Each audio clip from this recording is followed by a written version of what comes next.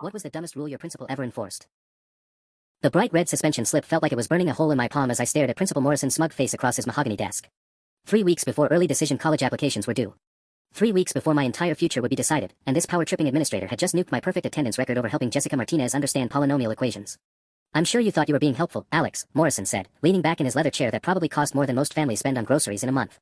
"But the new collaborative learning prohibition policy is very clear.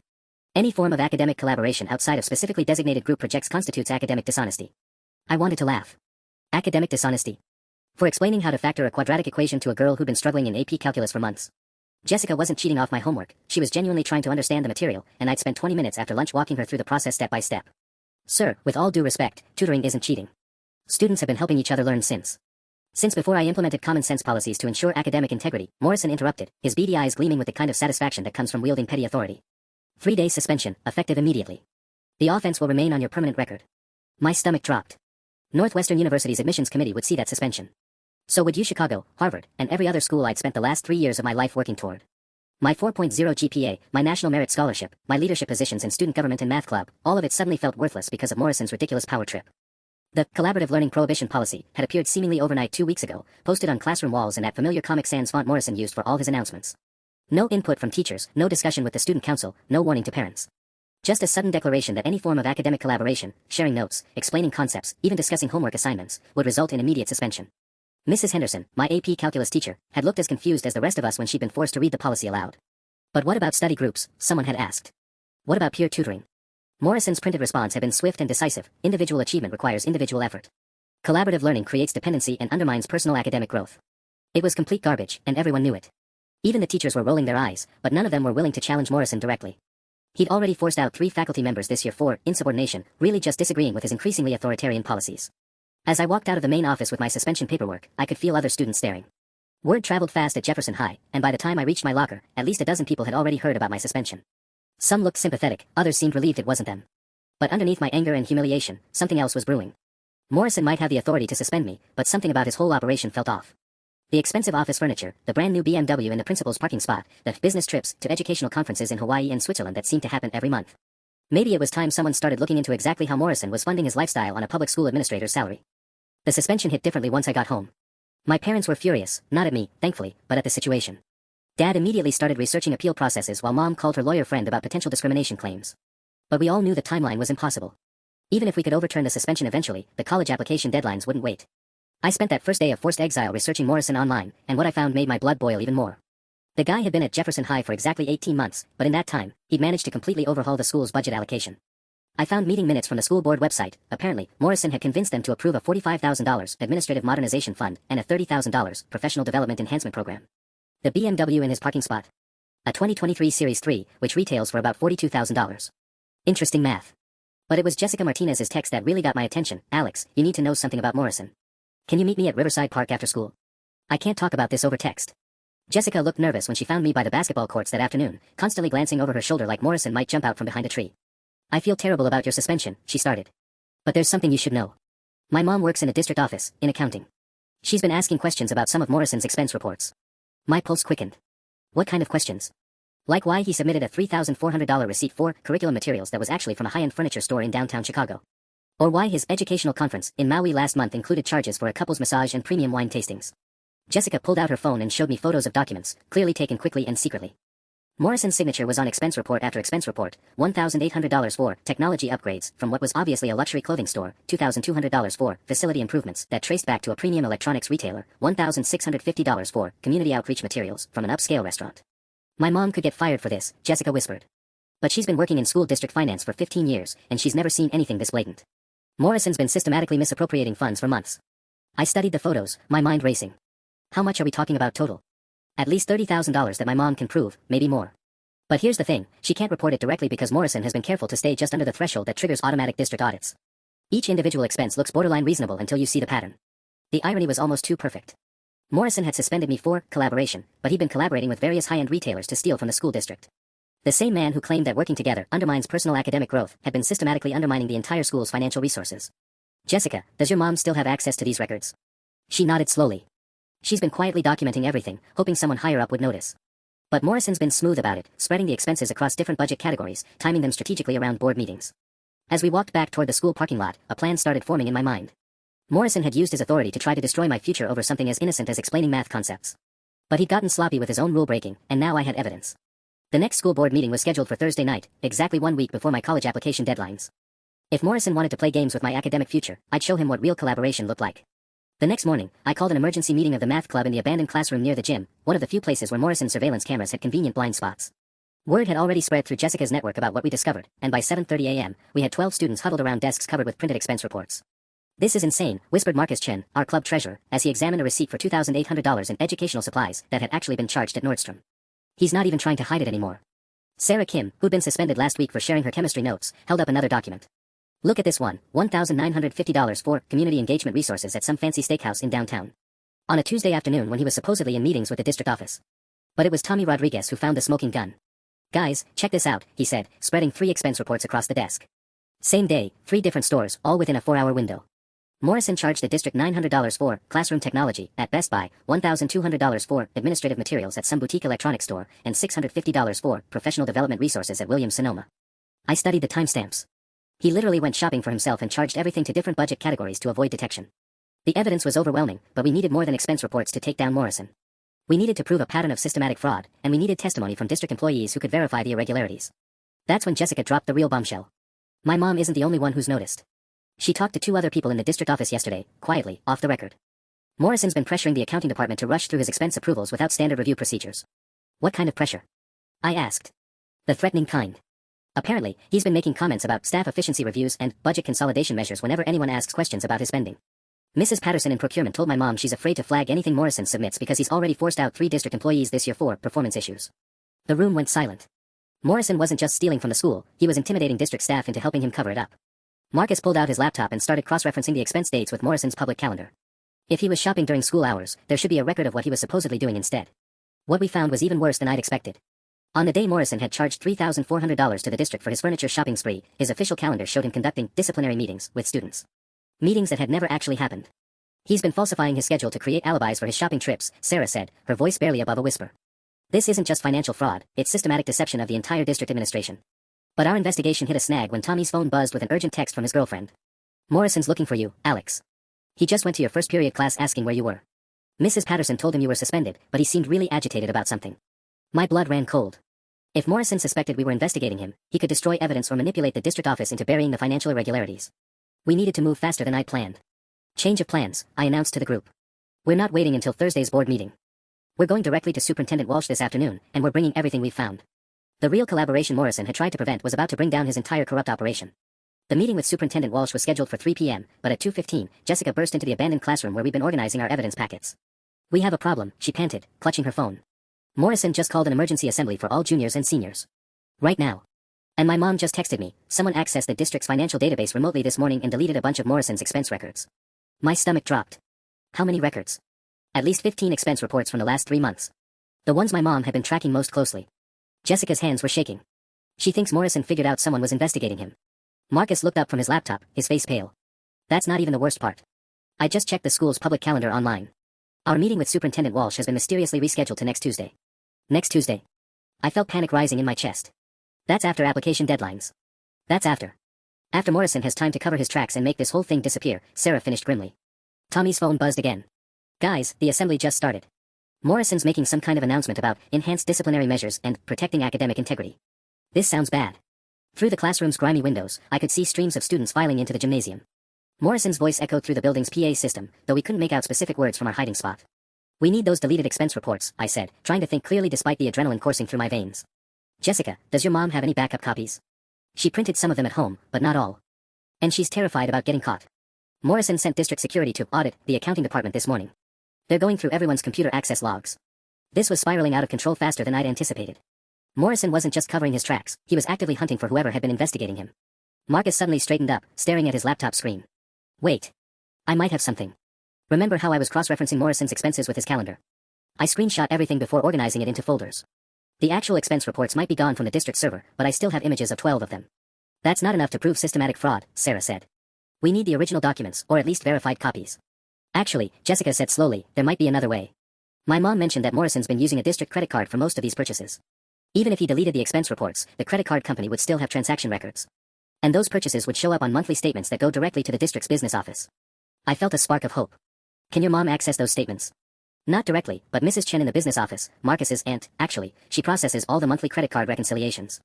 If we could convince her to help. Marcus was already pulling out his phone.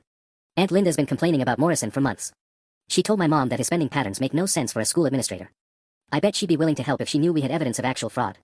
But before he could make the call, Tommy came sprinting into the classroom, his face flushed with panic. Assembly's over, and Morrison just announced a new policy, he gasped. Effective immediately, any student found in unauthorized areas during school hours faces automatic expulsion. He specifically mentioned abandoned classrooms and conducting unofficial meetings. Through the window, I could see Morrison himself walking purposefully toward our building, accompanied by 2 district security officers I'd never seen before. He knows we're here, I whispered, my heart hammering against my ribs. We need to move. Now. As we frantically gathered our evidence packets and Marcus slammed his laptop shut, I realized Morrison had just made a critical mistake. In his desperation to stop our investigation, he'd revealed exactly how scared he was of what we might find. That fear was about to cost him everything. We scattered like roaches when the lights come on. Sarah and Jessica slipped out the back exit toward the parking lot while Tommy created a distraction by, accidentally, setting off the fire alarm in the main hallway. Marcus and I grabbed the evidence boxes and made a beeline for the library, where Mrs. Patterson, the only teacher brave enough to openly criticize Morrison, was covering study hall. Hide these, I whispered, shoving the boxes behind the reference desk just as Morrison's voice boomed over the intercom, cutting through the fire alarm's shriek. False alarm, students. Please return to your designated areas immediately. Security will be conducting random room checks for the remainder of the day.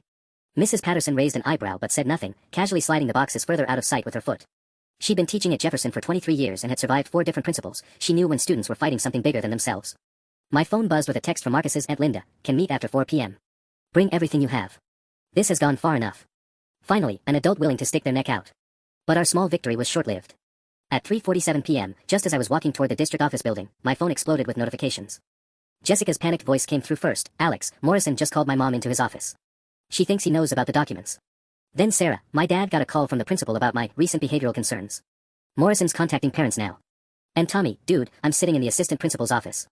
They're asking about who I've been spending time with during lunch periods. Morrison was systematically targeting everyone connected to our investigation. The man who'd suspended me for collaboration was now using every resource at his disposal to figure out exactly who had been collaborating against him. I was still processing this when Marcus appeared at my elbow, his face grim. Change of plans. Aunt Linda can't meet us at the district office. Morrison's people are watching the building. But she's willing to come to my house tonight with copies of the credit card statements. What did she find? Enough to bury him. Morrison's charged over $47,000 to the district credit card in the last 6 months alone. Aunt Linda said she's never seen anything like it, luxury hotels, expensive restaurants, high-end retail stores, even charges at a BMW dealership that matched the exact date he got his new car. My pulse quickened. That's way more than the $30,000 Jessica's mom estimated. Gets better. Aunt Linda found charges from stores in cities where Morrison claimed to be attending education conferences. Except the conferences were virtual this year due to budget constraints. He's been taking fake business trips and charging everything to the school district. The scope of Morrison's fraud was staggering, but what worried me more was how quickly he was moving to shut down our investigation. If he was pressuring parents and staff members now, how long before he found a way to discredit or silence everyone involved? That question got answered at 6:30 p.m. when my parents sat me down at the kitchen table with identical expressions of barely controlled fury. We got a very interesting phone call from Principal Morrison this afternoon, Dad said, his voice dangerously calm. He wanted to express his concerns about your recent association with disruptive elements and suggested that your suspension might be extended if you don't demonstrate better judgment about your choice of friends. Mom leaned forward. He also mentioned that college admissions offices take a very dim view of students who engage in conspiracy theories and harassment campaigns against school administrators. Morrison was threatening my college future again, but this time he'd made a crucial error. He'd involved my parents, and my parents had spent the last 3 days documenting every irregularity in my suspension for their planned appeal. Morrison just handed us the evidence we need to prove he's been retaliating against students who question his authority, Mom continued. But Alex, if we're going to take this man down, we need to do it right. No more secret meetings or amateur investigations. Dad nodded grimly. It's time to bring in professionals. The professionals turned out to be my mom's college roommate, who'd spent 15 years as a forensic accountant for the state attorney general's office before going into private practice. Janet Morrison, no relation to our corrupt principal, thankfully, arrived at our house Thursday morning with a briefcase full of legal documents and a kind of sharp-eyed intensity that made me understand why white-collar criminals probably had nightmares about people like her. Show me everything, she said, spreading the credit card statements across our dining room table like she was laying out evidence for a jury. Marcus's Aunt Linda had delivered more than we'd hoped for. 3 months of detailed credit card statements, each one highlighting charges that made my stomach turn. A $3,200 dinner at Alinea in Chicago on a Tuesday night when Morrison was supposedly chaperoning the debate team's overnight tournament in Springfield. A $1,800 shopping spree at Nordstrom during school hours, charged under emergency administrative supplies. But it was Janet's reaction that told me we'd struck gold. This isn't garden variety expense account abuse, she said, pulling out a calculator and running totals. This is systematic embezzlement with intent to defraud. And he's been sloppy about covering his tracks. She pointed to a cluster of charges from October 15th, look at this pattern. BMW dealership, $4,200 for what he's calling transportation equipment upgrade. Same day, $2,300 at Williams Sonoma 4, cafeteria enhancement materials. Then $1,650 at some high-end electronics store for classroom technology modernization. The BMW in his parking spot, I said. It showed up right around then. Exactly. And unless your school cafeteria suddenly needed $2,300 worth of luxury cookware, he's been financing his lifestyle with taxpayer money. Janet's pen moved rapidly across a legal pad. Conservative estimate. We're looking at $52,000 in fraudulent charges over 8 months. That number hit like a physical blow. Morrison had stolen enough money to pay for a year's tuition at my dream school, then suspended me for helping someone with homework. But Janet wasn't finished. The really damning part is how he's been manipulating the approval process. These statements show he's been splitting large purchases across multiple transactions to stay under the district's automatic review threshold. That proves criminal intent. My phone buzzed with a text from Jessica, emergency. Morrison just announced he's recommending me for expulsion. Says I violated the computer use policy by accessing confidential information. My blood ran cold. They're going after Jessica now. Mom looked over my shoulder at the message. What confidential information? Her mom's the one who first showed us Morrison's expense irregularities. If he expels Jessica right before college apps are due. I couldn't finish the sentence. Morrison was systematically destroying the futures of every student who dared to challenge him. Janet looked up from her calculations. How many other students has he suspended or threatened since this collaborative learning policy started? I thought quickly. Sarah Kim, Tommy Rodriguez, Marcus Chin got written up yesterday, and now Jessica's facing expulsion. Plus at least 6 other kids who got detention for sharing study materials. Classic intimidation pattern. He's creating a chilling effect to prevent other students from speaking out. Janet gathered the credit card statements into a neat pile. But he's also creating a paper trail of retaliatory behavior. Every suspension, every disciplinary action since you started investigating him can be used as evidence of witness intimidation. Dad leaned forward. What's our next step? We bypass Morrison entirely. I have contacts at the state level who handle public corruption cases. With this much evidence of systematic fraud, they'll fast-track an investigation. Janet's smile was predatory. Morrison picked the wrong students to mess with. But even as hope flickered in my chest, my phone exploded with notifications. Tommy, mandatory parent conference scheduled for tomorrow morning. Sarah, just got called to guidance counselor about my academic conduct record. Marcus, Morrison's secretary asking about my aunt's work schedule. Morrison was accelerating his intimidation campaign, targeting anyone connected to our investigation. The question was whether Janet could move faster than he could destroy lives. One more thing, Janet said, checking her watch. I need you to document every interaction you've had with Morrison since this started. Times, dates, witnesses, exact quotes if you can remember them. If we're going to prove retaliation, we need a timeline that shows his escalating behavior. As I started writing, one thing became crystal clear: Morrison had underestimated exactly who he was dealing with. He was about to learn that lesson the hard way. The timeline I was constructing for Janet painted an even uglier picture than I'd expected. Morrison's behavior had escalated dramatically over the past 3 weeks, following a clear pattern: identify threats, isolate targets, destroy credibility, eliminate evidence. What I hadn't realized until I laid it all out chronologically was how strategic his moves had been. The collaborative learning prohibition policy hadn't appeared overnight randomly. It had been implemented exactly 2 days after Jessica's mom started asking questions about his expense reports in the district office. I was highlighting dates on my timeline when my phone rang. Jessica's name flashed on the screen, but when I answered, her voice was barely a whisper. Alex, I'm hiding in the girls' bathroom near the gym. Morrison just had campus security escort me out of AP chemistry. He's telling everyone I hacked into district computers and stole confidential financial information. My stomach dropped. That's insane. You never accessed anything directly. I know that, but he's got printed emails that supposedly show me requesting database passwords from my mom. Except I never sent those emails, Alex. I've never even been on the district email system. The implications hit me like a truck. He's fabricating evidence. It gets worse. My mom just got suspended from her job pending a full investigation into security breaches and inappropriate disclosure of confidential information. They're saying she could face criminal charges. I sank into my desk chair, the weight of what Morrison was doing finally hitting me. This wasn't just about intimidating students anymore. He was actively destroying the lives of district employees who posed a threat to his operation. Jessica, you need to get out of there right now. Don't talk to anyone, don't sign anything, and definitely don't meet with Morrison alone. Too late. I'm supposed to report to his office in 10 minutes for an emergency disciplinary conference. If I don't show up, he's calling the police and having me arrested for trespassing. The line went dead. I immediately called Janet, who answered on the first ring like she'd been expecting bad news. Morrison's fabricating evidence now, I said without preamble. He's framing Jessica for computer crimes she didn't commit, and he just got her mom suspended from the district office. Janet's response was swift and decisive. I'm calling the state attorney general's office right now. This has moved beyond simple embezzlement into witness tampering and evidence fabrication. But Alex, you need to understand something. Morrison's desperate enough to falsify documents, which means he knows his time is running out. What does that mean for Jessica? It means we need to move faster than I planned. I'm driving to the school right now to serve as Jessica's advocate during any disciplinary meeting. Morrison won't be expecting legal representation, and he definitely won't be expecting someone who knows exactly what he's been doing with those credit card charges. After Janet hung up, I stared at my timeline, trying to figure out Morrison's endgame. He couldn't possibly think he could frame multiple students for computer crimes and get away with it. Unless... My blood ran cold as the realization hit me. Morrison wasn't trying to get away with anything anymore. He was trying to discredit every potential witness before the evidence could be properly investigated. If he could paint all of us as vindictive students making up conspiracy theories to get revenge for legitimate disciplinary actions, he might be able to weather a financial audit. But he'd made one critical miscalculation. While he'd been busy fabricating evidence against Jessica, Marcus had been quietly documenting everything with the methodical precision that made him our math club treasurer. I called Marcus immediately. Please tell me you've been backing up all our evidence. Better than that. I've been recording every interaction I've had with Morrison's staff since Tuesday, including the conversation where Assistant Principal Davis asked me to reconsider my recent friendships if I wanted to avoid problems with my college recommendations. You recorded Davis trying to pressure you? Audio and video. My phone's been running a recording app every time I set foot in the administrative wing. Totally legal since it's a public school and I'm documenting potential harassment. For the first time in days, I felt a genuine spark of hope. Morrison had been so focused on intimidating us that he'd forgotten we were still high school students with smartphones and enough technical knowledge to protect ourselves. Marcus, how much do you have? 4 hours of recordings from the last 3 days. Morrison threatening students, administrators pressuring parents, Davis offering to make disciplinary issues disappear if kids stop asking questions about school finances. Morrison's systematic intimidation campaign was about to become the evidence that buried him. But first, we had to save Jessica. Janet arrived at Jefferson High like a force of nature in a tailored business suit, carrying a briefcase that probably cost more than Morrison's monthly salary. I met her in the parking lot, where she was already on the phone with what sounded like very important people using very serious legal terminology. State investigation is officially opened as of 20 minutes ago, she said, snapping her phone shut. But we need to document whatever Morrison's planning to do to Jessica right now, because this disciplinary meeting is about to become evidence in a criminal case. We found Jessica sitting outside Morrison's office, flanked by 2 campus security guards like she was some kind of dangerous criminal. Her face was pale, and she kept checking her phone for updates about her mom's suspension. Where are her parents? Janet asked immediately. Morrison told them the meeting was postponed until tomorrow, Jessica whispered. But then he called me directly and said it had to happen today for security reasons. I tried calling my parents back, but they're both in meetings and... Absolutely not. Janet's voice cut through the hallway like a blade. No disciplinary meeting happens without parental notification and representation.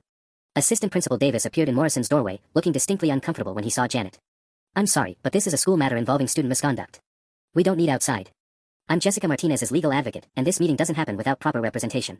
Janet pulled out a business card and handed it to Davis with the kind of smile that probably made corporate executives break out in cold sweats. Unless you'd like to explain to the State Attorney General's office why you're conducting disciplinary hearings without following district policy. Davis's face went 3 shades paler. Behind him, I could see Morrison pacing in his office, gesturing angrily at someone on his phone. Even from the hallway, his voice was loud enough for us to catch fragments. Need this resolved today. And, can't wait for proper procedures. That's when Marcus appeared at my elbow, his phone discreetly positioned to capture everything happening outside Morrison's office. Perfect timing, he murmured. Morrison just spent 5 minutes on the phone screaming at someone about containing the situation before it spirals. Pretty sure he doesn't know I've been standing around the corner this whole time. Janet's eyebrows shot up. You recorded that conversation? Every word. Including the part where he told someone to make sure the Martinez woman doesn't have access to any district systems by end of business today, and something about adjusting the electronic records to reflect proper security protocols. The implications were staggering. Morrison wasn't just fabricating evidence against Jessica, he was actively tampering with district systems to cover his tracks, and he was discussing it openly on school grounds. That's destruction of evidence in an active investigation, Janet said grimly. And conspiracy to obstruct justice. Morrison's office door suddenly swung open, and the man himself emerged, his usually perfect hair disheveled and his tie askew. When he saw Janet standing there, his expression shifted from anger to something approaching panic. I'm sorry, but unauthorized visitors need to leave school grounds immediately, he said, but his voice lacked its usual authoritative edge. Janet smiled pleasantly and handed him her card. Janet Morrison, forensic accountant and legal advocate. I'm here representing Jessica Martinez during this disciplinary conference. I assume you followed proper district notification procedures. The silence stretched for at least 10 seconds. Morrison's face cycled through several different expressions before settling on barely controlled rage. This meeting is postponed pending further review, he finally managed. Excellent decision, Janet replied smoothly. Jessica, you're free to go. And Principal Morrison. You might want to check with your district office about those state auditors who'll be arriving Monday morning. Morrison's face went completely white. As we walked toward the parking lot, Jessica grabbed my arm. Alex, what happens Monday? I looked back at Morrison, who was still standing frozen outside his office, probably calculating how much evidence he could destroy over the weekend. Monday, I said, everything changes. Friday morning brought news that made my stomach drop to my feet. Marcus called at 6:47 a.m., his voice tight with panic. Morrison's gone nuclear. My Aunt Linda just got escorted out of the district office by security. They're saying she violated confidentiality agreements by sharing financial records with unauthorized parties. I sat up in bed, instantly awake. They can't fire her for exposing fraud. They're not firing her yet, they're putting her on administrative leave pending investigation. But here's the really messed up part. Morrison apparently spent all day yesterday meeting with district administrators, claiming we've been running some kind of coordinated harassment campaign against him. My blood ran cold. What kind of harassment campaign? According to what my aunt overheard before they kicked her out, Morrison's been building a case that we're vindictive students who fabricated evidence to get revenge for legitimate disciplinary actions. He's telling the district board that we've been cyberbullying him, spreading false rumors about his personal life, and trying to damage his professional reputation. The audacity was breathtaking. Morrison was actually trying to frame his own corruption investigation as a student harassment scheme. Marcus, please tell me you still have all those recordings. Hidden on 3 different cloud servers under fake accounts. But Alex, there's something else. Morrison apparently requested emergency session with the school board for Sunday afternoon. He's asking them to approve immediate expulsions for all of us before the state investigation starts Monday. Sunday. That gave us exactly 1 day to prevent Morrison from destroying 5 students' academic futures while simultaneously covering up his own crimes. I was still processing this when my phone buzzed with a text from a number I didn't recognize. This is Janet. Emergency meeting at my office in 1 hour. Bring everyone you trust. Morrison just made a very serious mistake. Janet's law office occupied the top floor of a gleaming downtown building that screamed expensive legal expertise. When we arrived, me, Marcus, Jessica, Sarah, and Tommy, she was surrounded by boxes of documents and at least 3 laptops running simultaneously. Morrison overplayed his hand, she announced without preamble. In his rush to discredit you kids before Monday's state audit, he submitted a formal complaint to the district alleging that you've been engaging in criminal harassment and defamation against him. Jessica looked confused. How is that a mistake? Janet's smile was predatory. Because filing false accusations against minors in an attempt to obstruct a criminal investigation is a federal felony. And Morrison just put his lies in writing, under oath, in an official district document. She pulled up an email on her laptop screen. Better yet, he specifically claimed in this complaint that no legitimate financial irregularities exist in his administrative record and that any evidence suggesting otherwise has been fabricated by vindictive students. Tommy whistled low. So when the state auditors find $52,000 in fraudulent charges, Morrison will have officially perjured himself while attempting to obstruct justice, Janet finished. He's transformed simple embezzlement into multiple felonies. But the real bombshell came when Marcus pulled out his phone.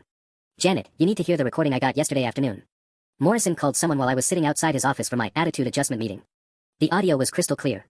Morrison's voice, tight with stress. The investigation starts Monday, so we need the electronic records cleaned up this weekend. Remove anything from October and November that might raise questions. And make sure the Martinez woman's access logs show unauthorized database queries. We need documentation that she was snooping where she didn't belong. The room went silent. That's conspiracy to tamper with evidence in an active federal investigation, Janet said quietly. Morrison just graduated from white-collar embezzlement to serious prison time. Sarah leaned forward. So what happens at Sunday's emergency board meeting? Janet's smile turned absolutely vicious. Morrison thinks he's going to convince the school board to expel you kids before anyone can investigate his finances.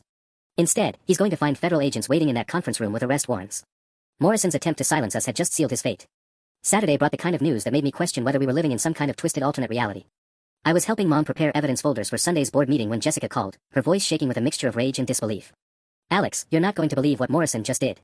He filed a restraining order against me. And my mom. And Marcus's Aunt Linda. I nearly dropped the phone.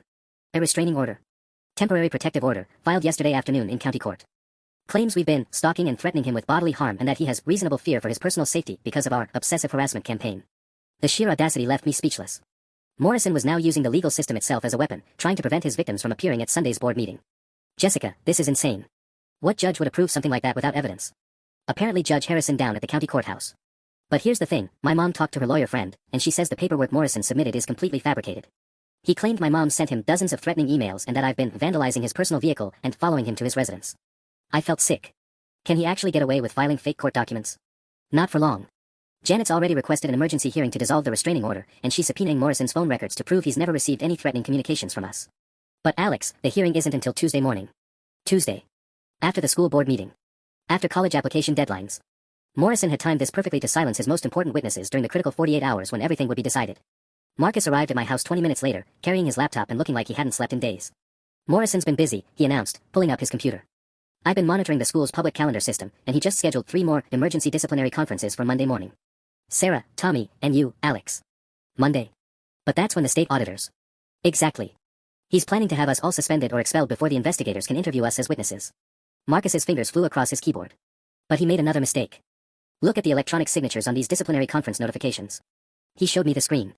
Each notification was supposedly signed and approved by different district administrators, but when Marcus zoomed in on the signature files, they all showed the same metadata timestamp, Saturday 11:47 p.m., created on Morrison's personal computer. He forged district approval signatures from his home computer, I said slowly. That's got to be illegal. Beyond illegal. It's wire fraud, forgery, and abuse of his administrative access to district systems. Marcus pulled up another screen. And I recorded him yesterday talking about generating the necessary paperwork to handle the student problem before Monday's audit. But our momentary victory was interrupted by my mom's voice from the kitchen. Alex, you need to see the news. Channel 7 is running a story about Jefferson High. We rushed to the living room, where a perfectly coiffed reporter was standing outside our school building. The headline at the bottom of the screen made my blood freeze. Local students accused of cyberbullying campaign against high school principal. Sources within the district office tell Channel 7 that several Jefferson High students have been engaged in a months-long harassment campaign against Principal David Morrison, including hacking into confidential school records and making false accusations about the administrator's professional conduct. Morrison had gone to the media. He was spinning his corruption investigation as a cyberbullying story, painting himself as the victim of vindictive teenagers. The students allegedly involved face expulsion proceedings Monday morning, the reporter continued, while Principal Morrison has filed protective orders citing fears for his personal safety. District officials say they're taking these accusations very seriously and working with law enforcement to determine if criminal charges are warranted against the students involved. I stared at the screen in horror. Morrison wasn't just trying to discredit us with the school board anymore, he was destroying our reputations publicly, making sure that even if we eventually proved his fraud, we'd still be known as the kids who cyberbullied their principal. My phone started ringing immediately. Unknown numbers, probably reporters wanting statements. Then known numbers, classmates, neighbors, extended family members who'd seen the news and wanted to know if the accusations were true. Marcus closed his laptop with shaking hands. He's not just trying to win anymore. He's trying to utterly destroy us. No, I said, watching Morrison's smug face fill the television screen as he gave what appeared to be an interview from earlier today. He's desperate. And desperate people make fatal mistakes. I grabbed my phone and called Janet, who answered before the first ring finished. I saw the news, she said immediately. And I have excellent news. Morrison just committed defamation on live television while knowingly making false statements about minors. But more importantly, federal agents have been monitoring his electronic communications since yesterday afternoon. What does that mean? It means every forged signature, every fabricated email, every false court filing, federal investigators have real-time evidence of Morrison committing multiple felonies while trying to obstruct their investigation. Janet's voice carried the satisfaction of someone who just watched their opponent walk into a perfect trap. Morrison thinks he's winning, but he's actually building the case against himself stronger with every desperate move. As I hung up, I realized Morrison had made one crucial miscalculation. He'd been so focused on silencing us that he'd forgotten we weren't his only problem anymore. The federal government was watching. And they had everything. Sunday morning arrived with a kind of bone-deep dread that comes from knowing your entire future hangs in the balance. The school board meeting was scheduled for 2 p.m., and I barely slept knowing that Morrison had spent the weekend systematically destroying evidence and manufacturing false accusations against all of us. But at 8:23 a.m., everything changed. My phone exploded with a call from Janet, her voice crackling with barely contained excitement.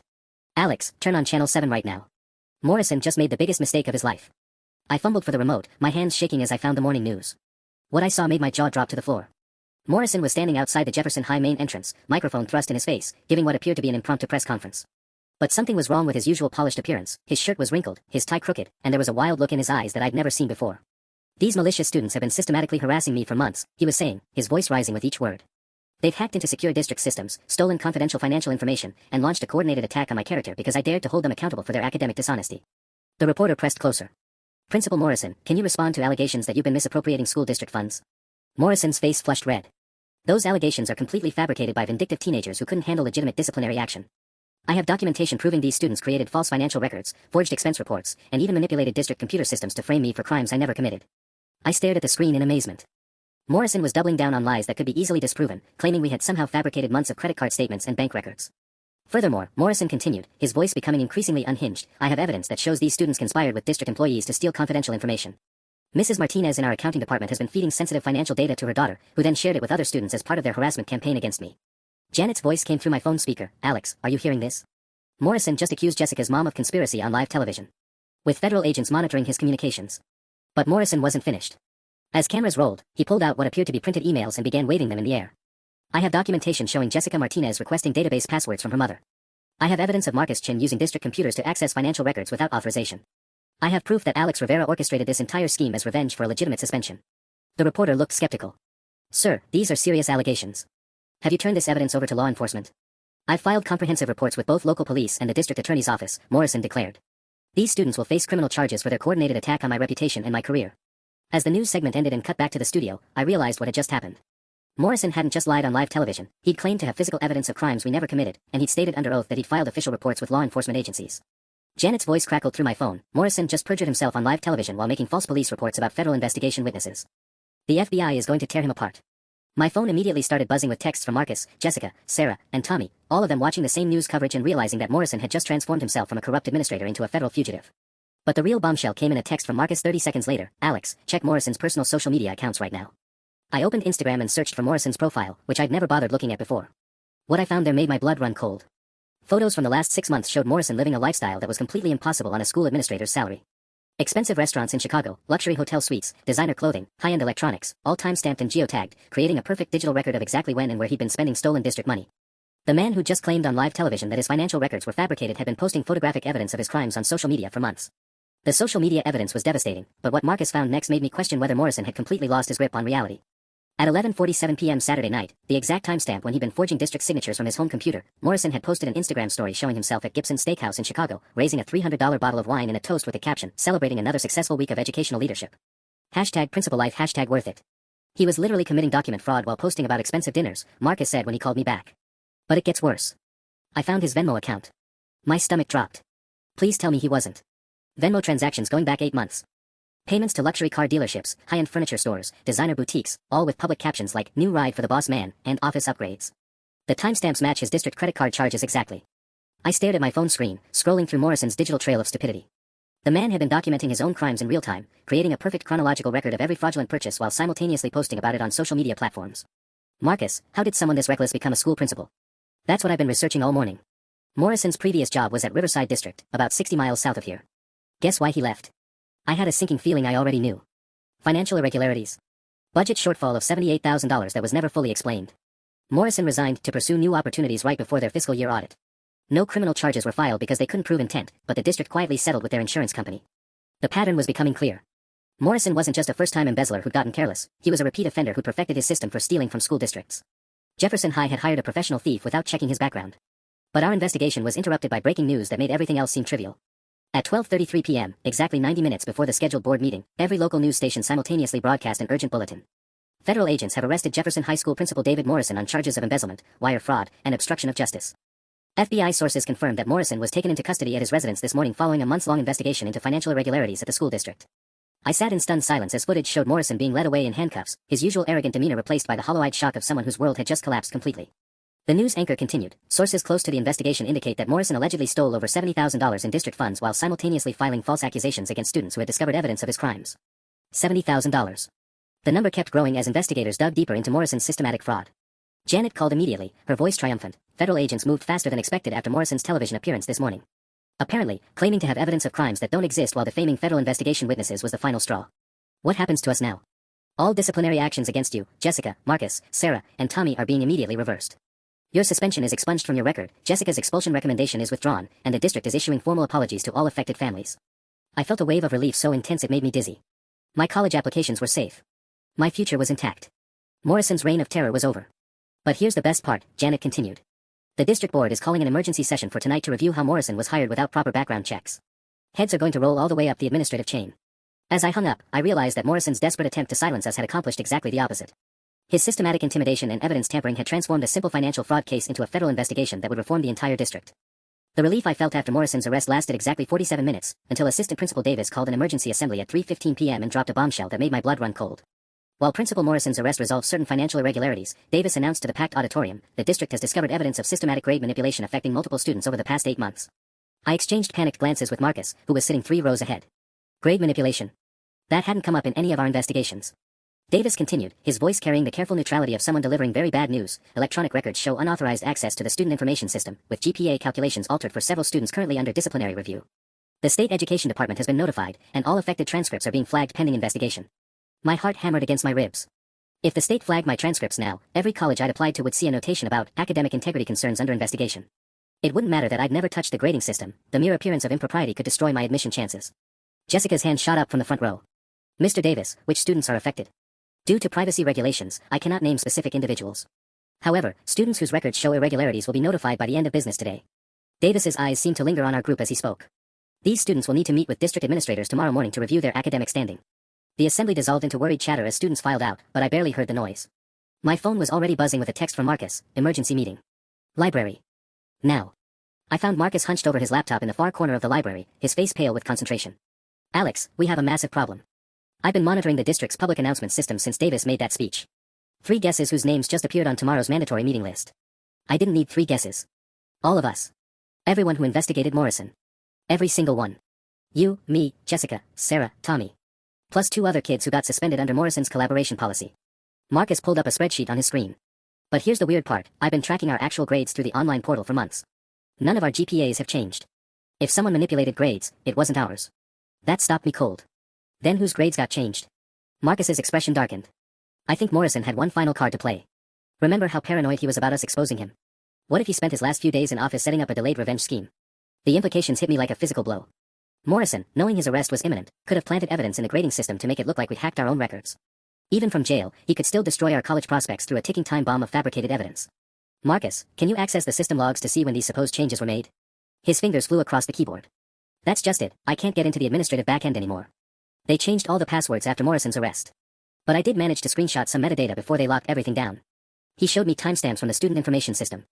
Grade changes had been made for 5 students on Saturday night between 11:45 p.m. and 12:30 a.m., the exact time window when Morrison had been posting social media photos from that expensive restaurant in Chicago. He couldn't have been in 2 places at once, I said slowly. Either he was at dinner in Chicago, or he was home hacking the school's computer system. Exactly. Which means someone else made those changes, or the whole thing is fabricated. Marcus closed his laptop with grim determination. Alex, I think Morrison had an accomplice inside the district office. Someone with high-level system access who's still there, still covering for him. The possibility that Morrison's corruption network extended beyond just him sent ice through my veins. We'd exposed one criminal administrator, but if others were involved, our fight was far from over. My phone buzzed with a text from Janet, need to see you immediately. New developments in Morrison case that affect your situation. My office, 4 p.m. As Marcus and I gathered our things, I couldn't shake the feeling that Morrison's arrest had been just the beginning. Someone was still out there, still trying to protect his operation by destroying the students who'd brought it down. Tomorrow's meeting would determine whether we'd truly won, or whether we'd simply exposed ourselves to an even more dangerous enemy. Janet's office felt different this time. The confident energy from our previous meetings had been replaced by something that looked uncomfortably like concern. She was pacing behind her desk when Marcus and I arrived, 3 phones spread across her workspace and a fresh stack of legal documents that made my stomach clench. Sit down, she said without preamble. We have a serious problem, and I need you both to understand exactly what we're dealing with. Marcus and I exchanged glances as we took seats across from her desk. Through the floor-to-ceiling windows, the late afternoon sun cast long shadows across the city, but the atmosphere in the room felt distinctly ominous. Morrison's not working alone, Janet announced, pulling up an email on her laptop screen. Federal investigators found evidence of a systematic embezzlement network involving at least 3 school districts in the region. Morrison was just one piece of a much larger operation. My blood ran cold. How much larger? Conservative estimate. We're looking at $340,000 stolen across Jefferson, Riverside, and Oakmont districts over the past 2 years. Janet's fingers drummed against her desk. But here's what has me worried, someone with high-level access to the state education database has been manipulating records to cover their tracks. She turned her laptop toward us, showing what appeared to be audit reports. Look at these timestamps. Someone accessed the Jefferson District's grading system remotely at 2:17 a.m. last Sunday morning, approximately 6 hours after Morrison was taken into custody. Marcus leaned forward, studying the screen. That's impossible. Morrison was in federal lockup by then. Exactly. Which means his partner is still active, still trying to cover their tracks, and still has administrative access to district systems. Janet pulled out a thick folder labeled with official-looking government seals. Federal agents believe Morrison's accomplice is someone high up in the district administration, possibly at the superintendent level. The room went silent except for the distant hum of traffic far below. If someone at the superintendent level was involved in Morrison's operation, they had the power to manipulate not just our grades, but our entire academic records. They could make it look like we've been cheating for years, create false disciplinary histories, even plant evidence of academic dishonesty that would follow us to college and beyond. Janet, I said carefully, what exactly did they find when they analyzed those grade changes? Her expression grew even more serious. That's where this gets complicated. The system logs show 5 student records were altered, but the changes weren't to improve grades, they were to create evidence of tampering. Someone inserted false entries to make it look like you kids had been manipulating your own GPAs. Marcus's face went pale. They're framing us for crimes we didn't commit. Worse than that. They're creating a retroactive justification for Morrison's disciplinary actions against you. If they can make it look like you were actually cheating all along, Morrison's persecution starts to look like legitimate administrative oversight. Janet opened another file, this one containing what appeared to be email printouts. Federal investigators intercepted communications between Morrison and someone identified only as DW, discussing plans to neutralize the student problem permanently and ensure that witnesses won't have credibility when this goes to trial. My hands clenched into fists. Morrison wasn't just trying to steal money, he was systematically destroying the futures of students who dared to challenge him, even from his jail cell. The meeting tomorrow morning isn't about reviewing your academic standing, Janet continued grimly. It's a trap. Someone in the district office is planning to present fabricated evidence of grade manipulation and use it to justify expelling all of you right before college application deadlines. Marcus stood up abruptly, pacing to the window. So what do we do? If they have administrative access to the entire system, they can make the evidence look completely legitimate. Janet's smile was sharp and predatory. We let them spring their trap. And then we destroy them with the one piece of evidence they don't know we have. She pulled out a small digital device that looked like a sophisticated recording system. Morrison's jail cell is monitored, but his lawyers have been making some very interesting phone calls on his behalf. Calls that weren't quite as private as they thought. As she pressed play, Morrison's voice filled the room, tinny but unmistakable. Tells Superintendent Walsh that if he doesn't handle the student situation, I'm taking down the entire operation. I've got records of every fraudulent transaction, every forged signature, every dollar he's helped me steal over the past 18 months. The recording continued with another voice, older, more refined, but tight with obvious stress. Morrison, you need to stay calm. We're handling the grade manipulation angle. By tomorrow afternoon, those kids will be expelled for academic dishonesty, and their credibility as witnesses will be completely destroyed. Marcus and I stared at each other in shock. Superintendent Walsh, the man we'd originally planned to appeal to for help, was Morrison's partner in the embezzlement scheme. Gentlemen, Janet said, ejecting the recording device, tomorrow morning you're going to walk into that meeting knowing exactly who your real enemy is. And you're going to help me destroy a corruption network that's been stealing from students across 3 school districts. As we left Janet's office, one thing was crystal clear, our fight with Morrison had just revealed something much darker and more dangerous than we'd ever imagined. The meeting room at the district office felt like a courtroom as Marcus, Jessica, Sarah, Tommy, and I filed in Tuesday morning at 8 a.m. sharp. Superintendent Walsh sat at the head of a polished conference table, flanked by 2 administrators I didn't recognize and a woman with a laptop who was clearly there to document everything. Walsh's smile was practiced and patronizing as he gestured for us to sit. Students, thank you for coming. I know this has been a difficult time for everyone, but we need to address some serious concerns that have come to light during our investigation. He opened a thick folder and began spreading documents across the table. Our IT department discovered unauthorized access to the student information system, with grade modifications traced back to accounts associated with each of you. My heart should have been racing, but instead I felt oddly calm. Behind Walsh, I could see Janet slip quietly into the room with two federal agents, their badges clearly visible on their suits. Walsh continued, oblivious to his audience expanding. Marcus Chen, your account accessed the gradebook system 17 times between October and December, with your calculus grade changed from B+ to A-. Jessica Martinez, your chemistry grade was altered from C+ to B. Alex Rivera. Superintendent Walsh, I interrupted, my voice steady. Before you continue, there's something you should know. We're aware that Principal Morrison wasn't working alone. Walsh's face flickered with something that might have been panic, quickly masked by administrative authority. I'm not sure what you're implying, but we have concrete evidence of academic dishonesty that. Evidence fabricated at 2:17 a.m. last Sunday morning, Marcus said calmly, approximately 6 hours after Morrison was arrested. Funny thing about digital timestamps, they're very hard to fake convincingly. The color drained from Walsh's face as one of the federal agents stepped forward. Dr. Walsh, I'm Agent Rodriguez with the FBI. You're under arrest for conspiracy to commit wire fraud, embezzlement of public funds, and tampering with federal investigation evidence. Walsh's mouth opened and closed like a fish as Agent Rodriguez continued reading his rights. The folder of evidence against us scattered across the floor as Walsh's hands were cuffed behind his back. The grade modifications you just described were inserted into the system using your administrative credentials, Agent Rodriguez explained conversationally. Along with $127,000 in fraudulent expenses you approved for Morrison over the past 18 months. We have recordings of your phone conversations planning to frame these students for crimes they didn't commit. As Walsh was led from the room, the other administrators sat in stunned silence. Janet moved smoothly to the head of the table, her briefcase clicking open with businesslike efficiency. On behalf of my clients, she announced, all disciplinary actions taken under the Morrison administration are hereby nullified. These students' records will be completely expunged, and the district will be issuing formal letters to every college admissions office explaining the fraudulent nature of any disciplinary notations. The woman with the laptop looked shell-shocked. Ma'am, I'm not sure we have the authority to. You do now, Agent Rodriguez called from the doorway. Federal oversight begins immediately. Dr. Walsh's replacement will be here this afternoon to begin implementing proper financial controls. 3 weeks later, I submitted my college applications with a clean disciplinary record and a story about integrity that admissions officers would never forget. Morrison was sentenced to 6 years in federal prison. Walsh got 8 years plus restitution. The district implemented new oversight procedures that became a model for schools statewide. The dumbest rule my principal ever enforced. The one that banned the very collaboration that brought down his entire criminal empire. Sometimes the best way to teach students about justice is to let them pursue it themselves.